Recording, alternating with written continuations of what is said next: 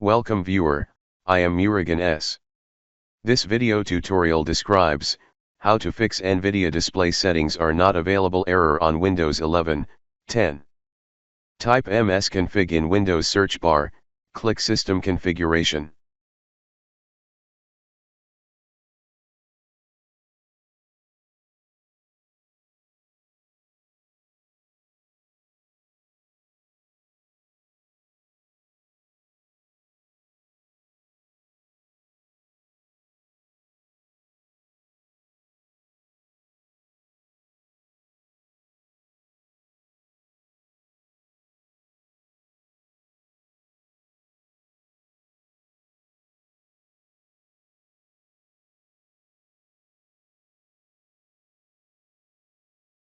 I hope this video tutorial helps to you.